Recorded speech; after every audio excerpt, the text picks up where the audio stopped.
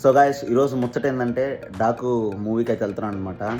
So night 10:40కి అయితే ఉంది. ఇప్పుడు ఆల్రెడీ టైము 9 అయితే అయింది. నిదానంగా తినేసి బయలుదేరుతాను. సో ఈ సంక్రాంతికి వచ్చే వాటిలో సెకండ్ సినిమా ఇది. థర్డ్ సినిమా మనకి సంక్రాంతికి వస్తూనే ఉంది. అది కూడా చూసేస్తాను. మనం ముందే తెలుసుగా TFI బానిసలం. సో చూసేసి రివ్యూ ఎట్లుందైతే చెప్తానమాట. సో మీరు కొత్తగా వచ్చుంటే సబ్స్క్రైబ్ అయితే చేసుకోండి. ఓకే, సినిమా చూడొచ్చు, బాగుంది. అంటే గేమ్ చేంజర్ కంటే చాలా బాగుంది. మామూలుగా ఓవరాల్ గా ఎట్లా అనిపించింది అంటున్నా. ఓవరాల్ బాగా యాక్టింగ్ బాగా చేసిండు. ఆ బాలయ్య ఎప్పుడు చేసేదేలే. ఇది అంటే బాబీ నుంచి ఎక్స్పెక్ట్ చేయండి, చాలా ఎక్స్పెక్ట్ చేసాం. సెకండ్ హాఫ్ లో కూడా ట్విస్ట్ ఉంది. నీకు బ్రో, నీకు ఎలా అనిపించింది?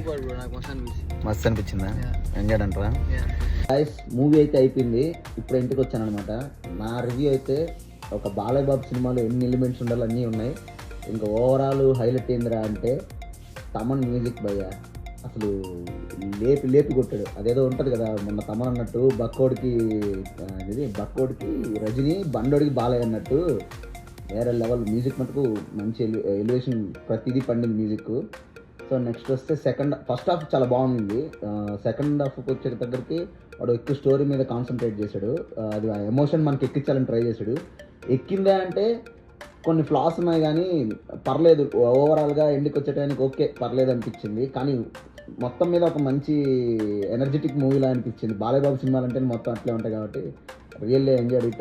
ఇంకా ఈ సంక్రాంతికి విన్నర్ ఎవరంటే గేమ్ చేంజర్. అది క్లాస్, అది ఎట్లా తీసి పక్కన పెట్టండి.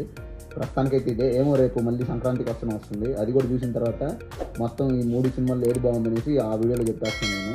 సో వీడియో కొత్తగా వచ్చింటే లైక్ చేయండి.